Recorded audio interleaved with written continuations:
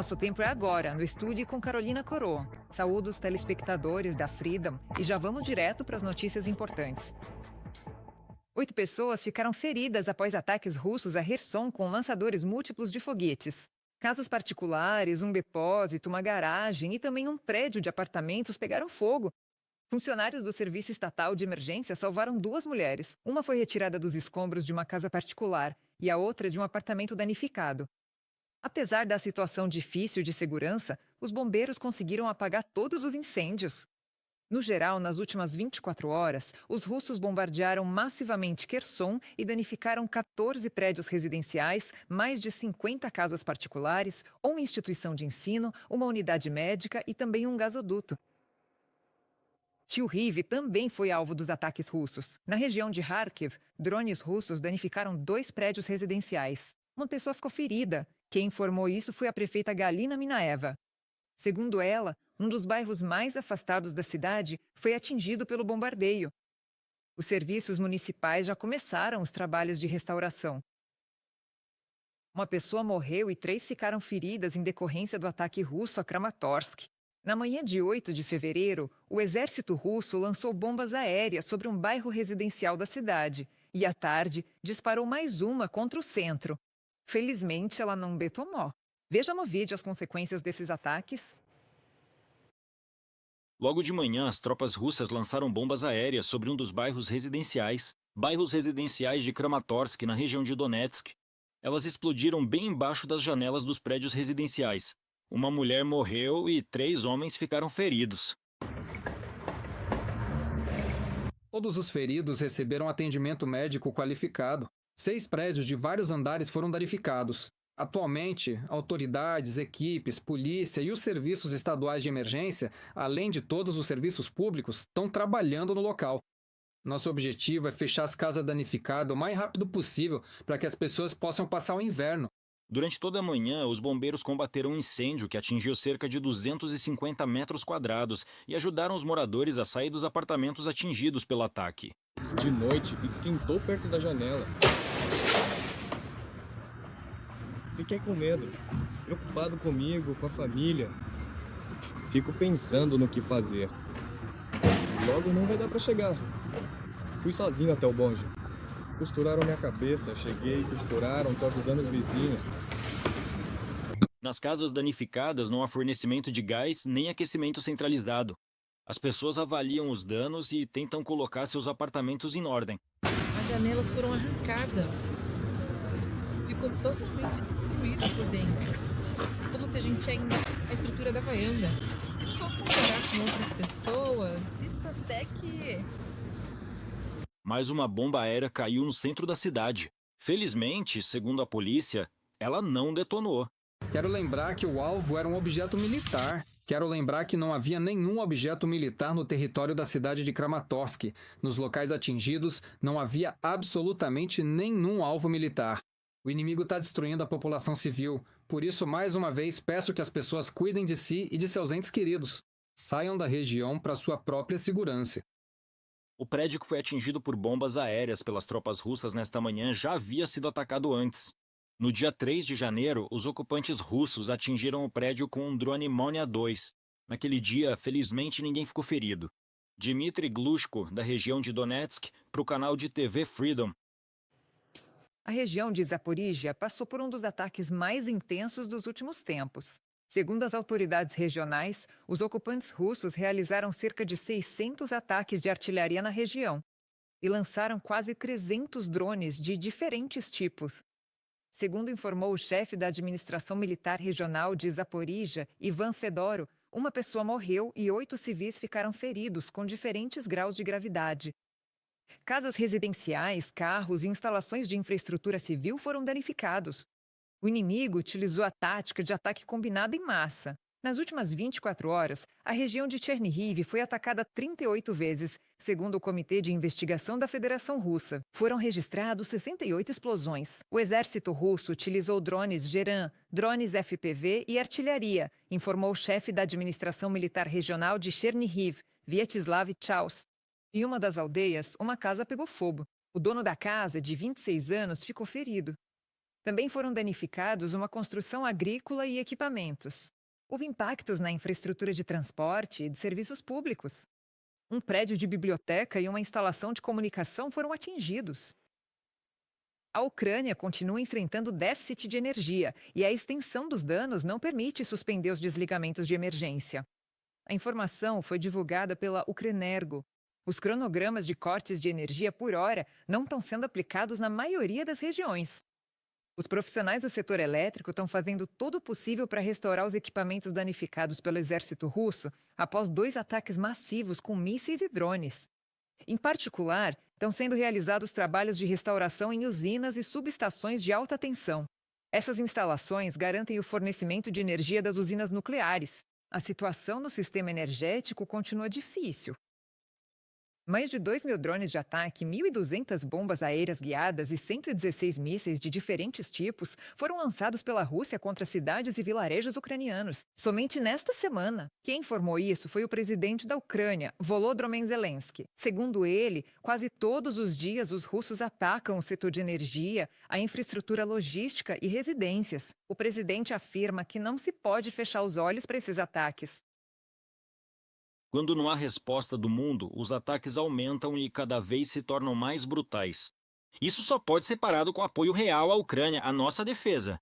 São necessários mísseis para os sistemas de defesa aérea, armas para nossos soldados que todos os dias contêm essa agressão. E para que a diplomacia funcione, é preciso pressão constante sobre a Rússia.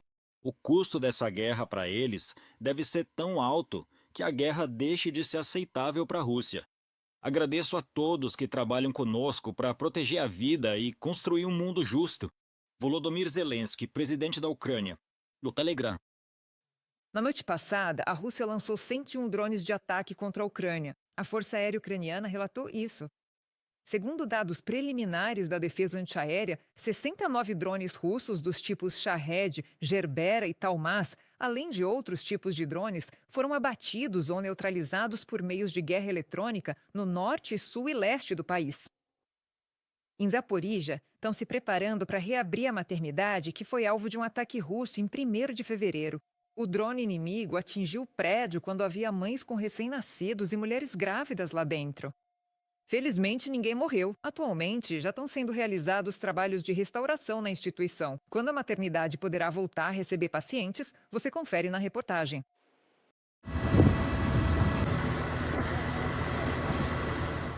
Foi assim que, em 1º de fevereiro, a maternidade de Zaporizhia ficou após o ataque do drone russo. O drone de ataque atingiu o prédio do hospital no 2º andar, onde fica a recepção do departamento de ginecologia. Nas proximidades ficavam as enfermarias, onde as mulheres grávidas estavam internadas. Naquele momento, eu estava deitada na cama, ouvi um som, como um zumbido, olhei pela janela e ele começou a descer diretamente sobre a maternidade. Eu gritei para todo o quarto, vamos sair correndo, tá vindo na nossa direção. Assim que saímos para o corredor, houve uma explosão. Estilhaços feriram 3 pessoas, funcionários e pacientes do consultório de odontologia. A explosão quebrou cerca de 100 janelas, destruiu consultórios médicos e danificou equipamentos hospitalares. Vários consultórios foram completamente queimados. Agora, nas janelas da maternidade, no lugar dos vidros, há placas de madeira. Até hoje ainda estão recolhendo os destroços após o ataque. Já retiraram vários contêineres de entulho da construção.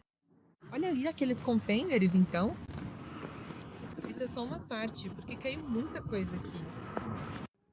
Vitória mora perto e foi testemunha do ataque. Ela diz que ainda está em choque. Ela deu à luz 2 vezes nessa maternidade. No bairro dela, é a única.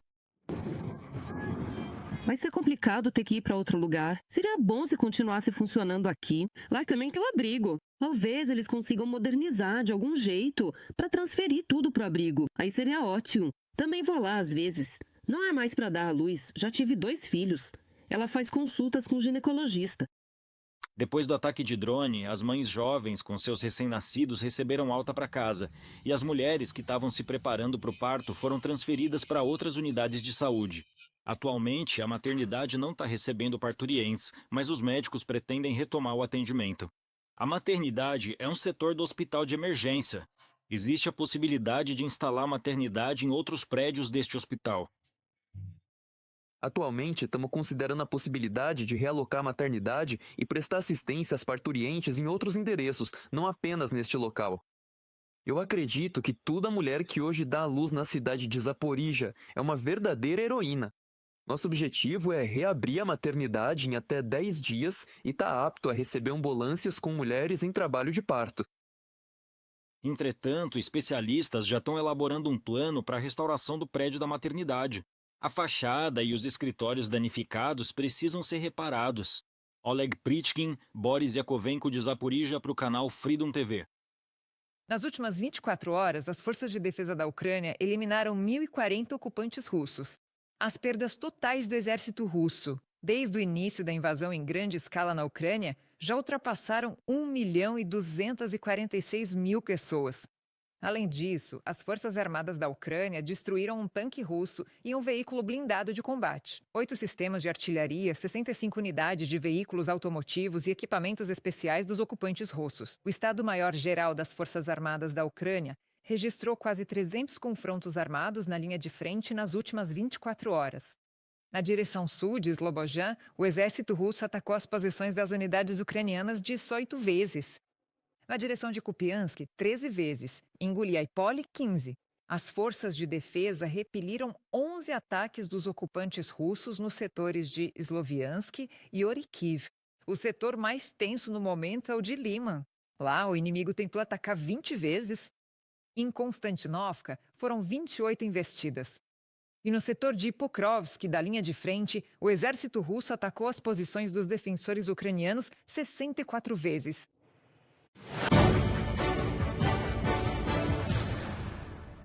Vamos analisar o próximo tema com mais detalhes. A produção de armas que a Rússia utiliza contra a Ucrânia é impossível sem componentes estrangeiros. E Moscou continua recebendo esses componentes driblando as sanções.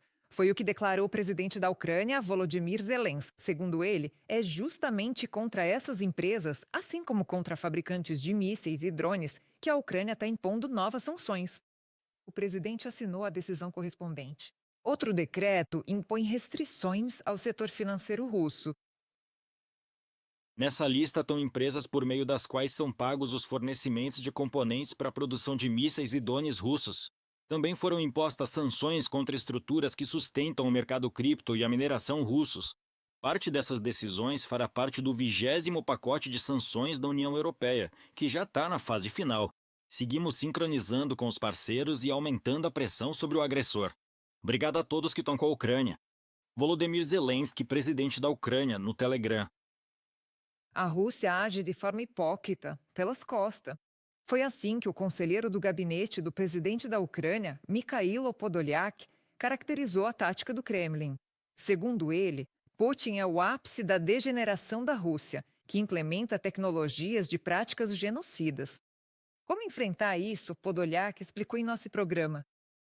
Se a Rússia sentir que está começando a ser punida de forma dura, de verdade, não lá no futuro, mas aqui e agora, ou seja, ela paga por matar, por cometer genocídio em massa contra a população de outro país e assim por diante. Aqui mesmo existem instrumentos para isso, entendeu?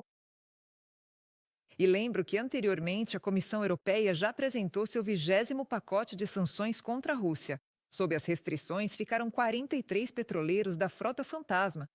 Foi imposta a proibição de atendimento a navios com petróleo russo, GNL, petroleiros e navios quebra-gelo.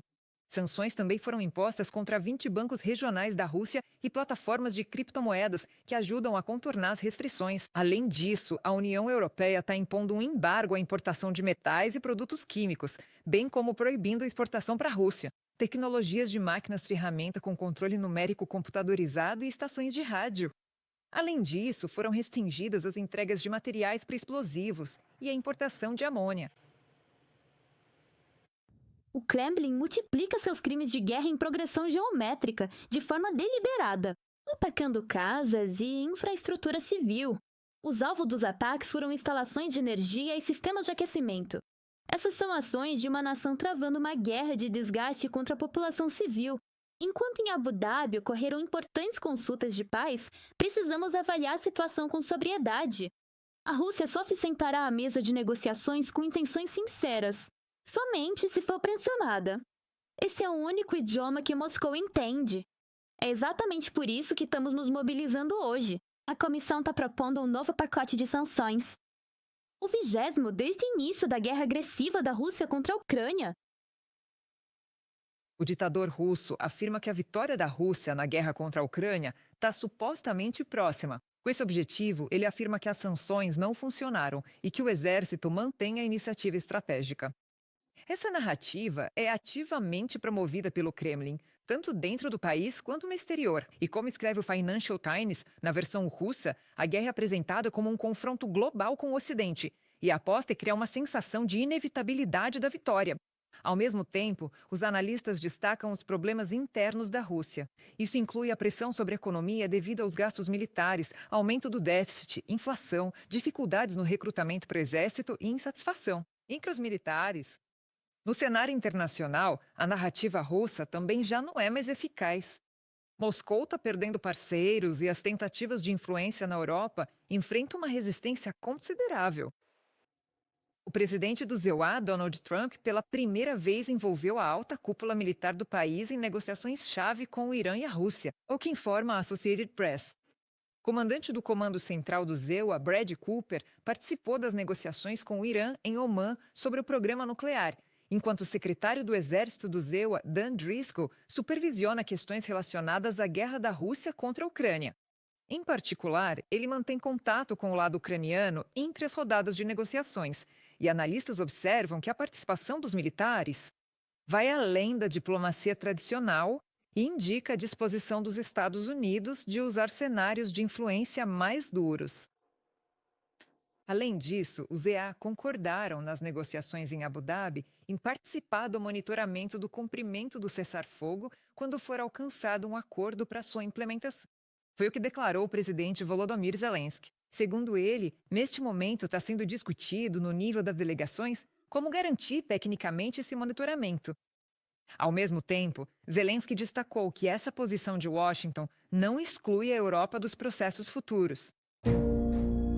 Inscreva-se no nosso canal UATV Português e mantenha-se atualizado com os eventos mais importantes, as principais notícias da Ucrânia e do mundo, análises profundas, reportagens exclusivas e entrevistas.